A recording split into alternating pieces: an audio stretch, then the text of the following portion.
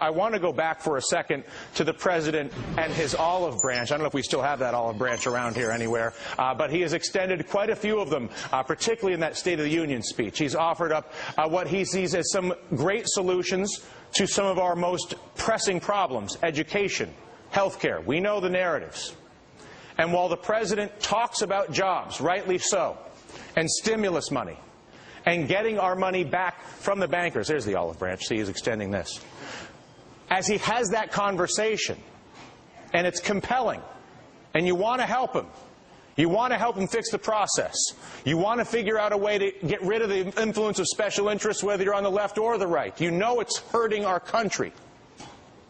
But we fear that our president right now is like a man preparing to run a marathon, even with an olive branch, while ignoring the fact that he has a gigantic — I don't have a thorn prop, I'm sorry — a giant thorn in his foot.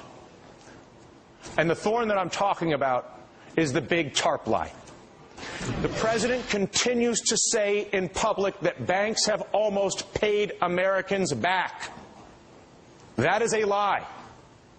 The fact is, the TARP, which Congress approved, is only 2% of the trillions of dollars in free money being provided to our banks by the Federal Reserve and the Treasury. The American people know this. They know that they are subsidizing our banking sector. And yet, the TARP lie continues to be spread by our politicians. Our problem, Mr. President, is either you don't understand it, which I doubt. I'm sure you do. You don't want the American people to understand it, which would be understandable, although I also doubt that. Or perhaps you're hoping no one will notice all the other support, and the big spend, the infinity from the Fed, will make the whole thing go away, which is what I really think's going on.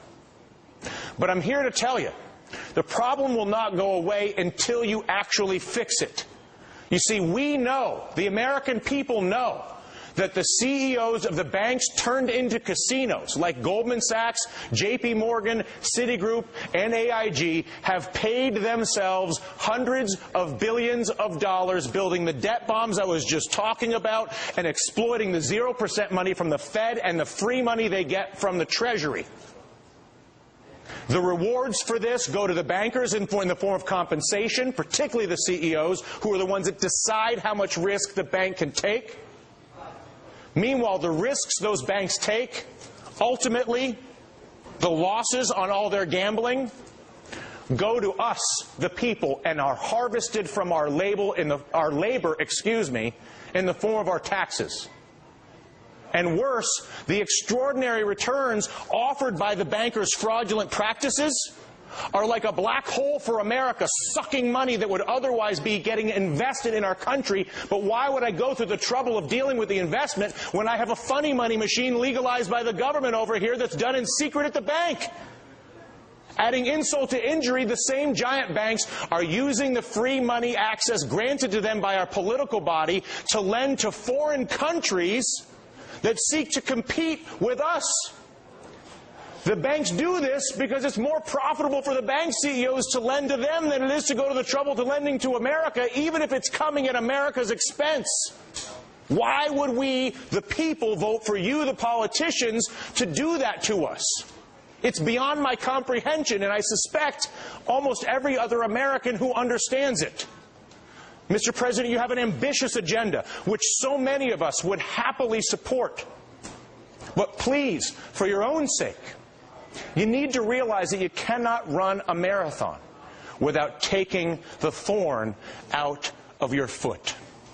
And the thorn is the use of taxpayer subsidies to support banks' legalized gambling and foreign lending while taking away American homes and jobs.